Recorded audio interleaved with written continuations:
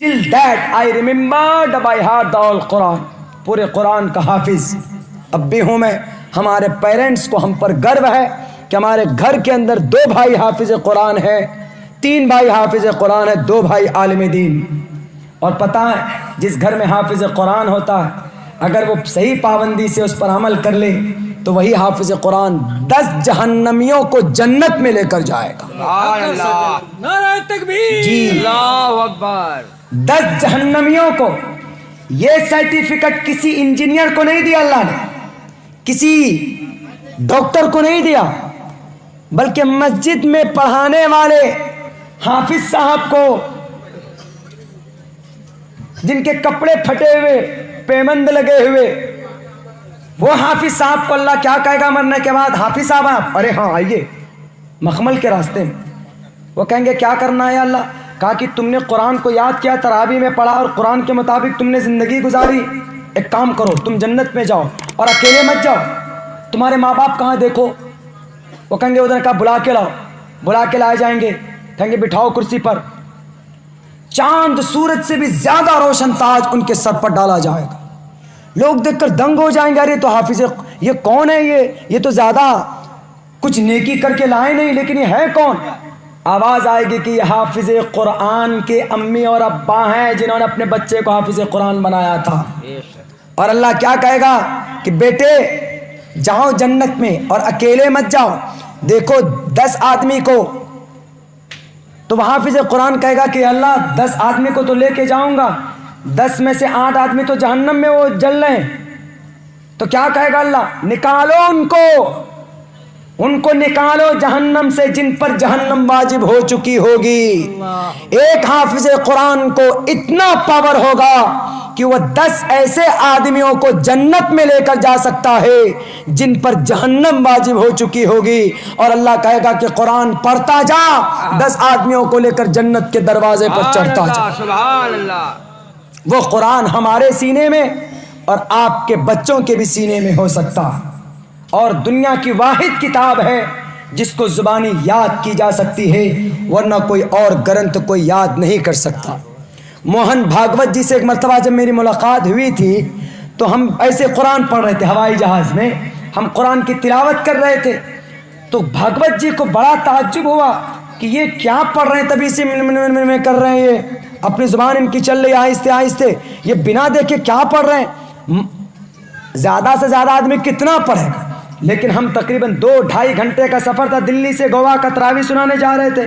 تو ہم کو تو کئی سارے پارے پڑھنا تھا. قرآن تو زبانی جس کو یاد ہو تو کئی سارے پڑھ سکتا. آج بھی ہم لوگ سفر میں کہیں جاتے ہیں تو چلو بھائی قرآن کی تلاوت کرو, شروع کر دیتے.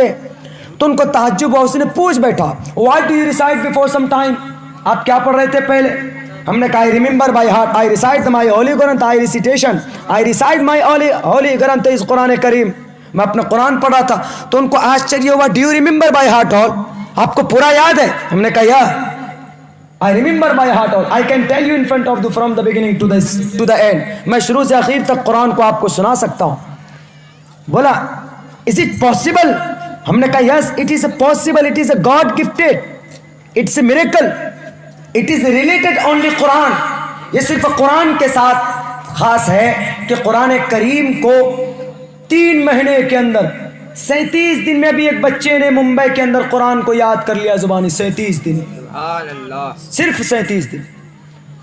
گیتا, یجروید, بائبل, اتھروید, تالمود, آدی گرنتھ, میں نے ان کتابوں کو بھی پڑھا. بہت سارے فرق ہیں, تبدیلیاں. ایک منتر بھی اگر ہم کو یاد کرنا ہوتا تو ہم کو ہفتوں لگ جاتے ہیں. انگلش کا سینٹنس بائبل کا ایگزیکٹ یاد کرنا ہوتا ہے تو ٹائم لگ جاتا ہے. لیکن قرآن ہے, آپ زیادہ نہیں, صرف 2 دن رٹا ماریے, پورا قرآن کا لائن آپ کو یاد ہو جائے. یہ قرآن کی فضیلت ہے, قرآن کا معجزہ ہے.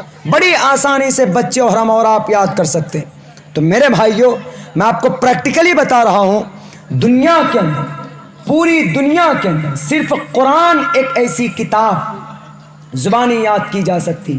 اور میں نے ہر دھرم کی کتابیں از اول تاخیر میں نے پڑھی, شروع سے اخیر تک. میں نے تحقیقی طور پر یہ بات پیش کی کہ اسلام سے بیٹر اور قرآن سے بہترین دنیا کی کوئی گرنتھ نہیں ہے۔ کیوں؟ کیونکہ ہر کتابوں کے اندر کوئی نہ کوئی تبدیلی ہے، ہر مذہب کے اندر کوئی نہ کوئی فالٹ ہے، لیکن اسلام کے اندر کوئی فالٹ نہیں ہے۔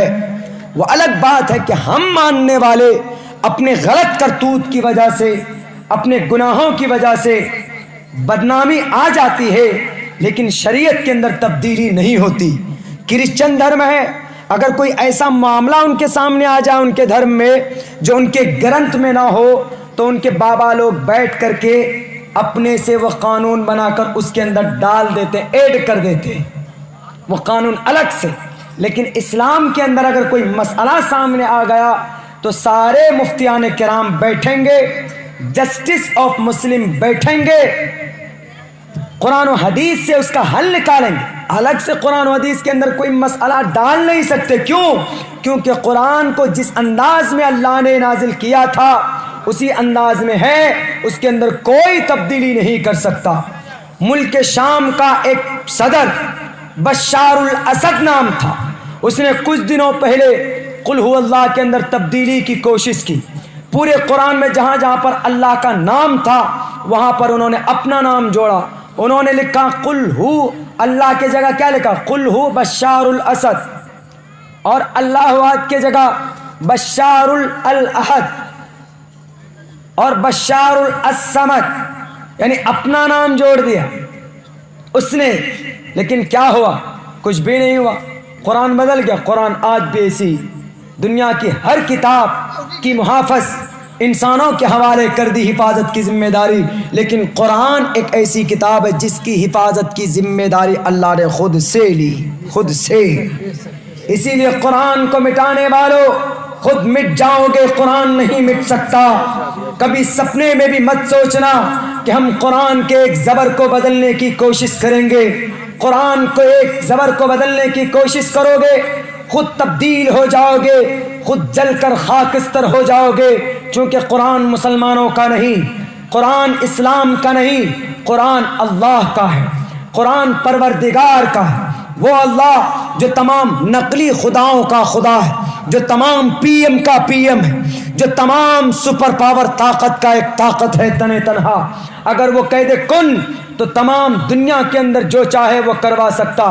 وہ شکتیمان دیو مہان، وہ ظالم ابرہا جیسے بادشاہ کو زمین کے اندر تہس نہس کر سکتا، فرعون کو زمین و آسمان کے بیچ میں لٹکا سکتا، قارون کو زمین کے اندر دھسا سکتا، شداد کے دروازے کے اندر ان کی جان ان کی روح کو قبض کر سکتا، راون کو ان کو کیفر کردار تک پہنچا سکتا، اور وانر اور اس دھرتی کے اوپر اندکاسر کا بھی ود کروا سکتا، اور درگم راکشس کا بھی ود کروا سکتا۔ تو تم جیسے ڈپلیکیٹ خدا کی کیا بساط کہ تم قرآن کو یا اسلام کو مٹانے کی بات کرو؟ تم مٹ جاؤ گے۔ قرآن نہ مٹا تھا، نہ مٹا ہے، نہ قیامت تک نہ مٹے گا۔ اسلام نہ بدنام ہوا تھا، نہ اسلام مٹا تھا، نہ مٹا ہے، نہ قیامت تک کوئی مائے کلال اس کو مٹا سکتا۔ ہاں اسلام اگر کسی پر ظلم کا آرڈر دیتا ہے تو آپ بولیے کہاں پر؟ کہیں پر بھی نہیں دیتا۔ کچھ لوگ بولتے ہیں کہ اسلام کے اندر کیا ہے؟ جہاد، جہاد کرو۔ جہاد کا مطلب کیا ہوتا ہے؟ جہاد کا مطلب یہ ہوتا ہے کہ دشمن آپ پر حملہ کرے تو آپ اس کا مقابلہ کیجئے، اس کو جہاد بولتے ہیں۔ جہاد کا یہ مطلب نہیں کہ سماج کے اندر ایک پرمیش کمار نام کا آدمی ہے، اس کو جا کر کے تلوار مار کر اس کے سر کو قلم کر دو، اس کو جہاد نہیں بولتے۔ جہاد کا مطلب ڈاکو آئے آپ کی کنپٹی پر گن رکھ دے تو اب کیا کرنا؟ اب کرنا یہ کہ اس کی کنپٹی، اپنی کنپٹی کو بچانے کے لیے گن کو پکڑو اور اسی گن سے ان کا خاتمہ کر دو۔ اور ہندوستان کا سمویدھان، سپریم کورٹ نے بھی کہا اپنی جان کی رکشا کے لیے سیلف پروٹیکشن، سیلف ڈیفenس کر سکتے ہیں، اس کو جہاد بولتے ہیں۔ جہاد کا غلط میننگ بتانے والے ان پڑھ لوگوں، پہلے جہاد کا مطلب پڑھ لیا کرو اپنے گرنتھوں کے اندر، تب اعتراض کرنا۔ حضرت